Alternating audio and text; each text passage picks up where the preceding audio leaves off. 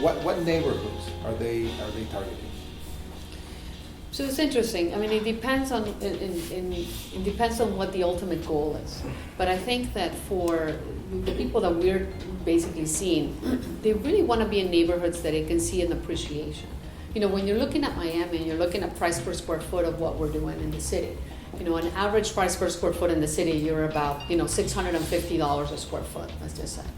If you compare that to where these people are coming from, where our buyers are coming, this is extremely inexpensive. Okay? So they're seeing Miami as a value play, and they're looking at a condo that for us maybe, wow, that's really expensive because we're in the city. People that are coming from abroad are saying, well, that seems reasonable to me given everything.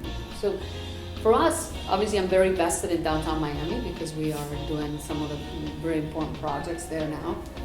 But you know, Miami Beach is always going to be a place where people are going to want to buy, especially when you're coming in from the Northeast.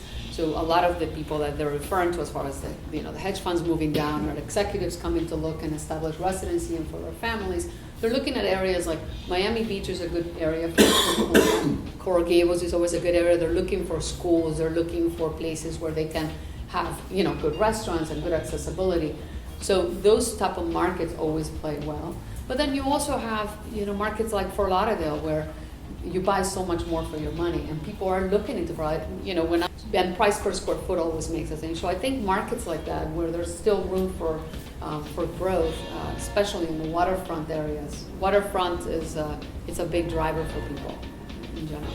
But then let's look at the impact that a Brickell City Center that you're talking is, you know, 5 million square feet of mixed use, 5-point-something million square feet of mixed use.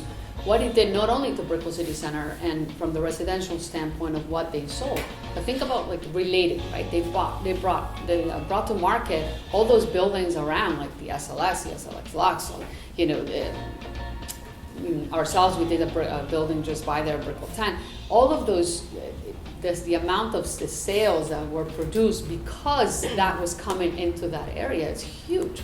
Now let's move a little bit north in the corridor, which is downtown Miami. The Miami World Center, which I'm, you know, very proudly involved in.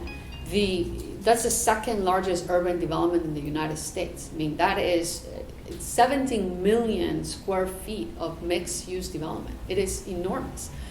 We don't realize that because we're seeing it come up in pieces. And the reason why we're seeing it come up in pieces is because going back to the speculation days of, you know, today, cash is king. You don't have no money to build. It's impossible to get things off the ground. There's no such thing as a pre-construction era of like you have to wait before a building gets to a certain threshold to be able to be built.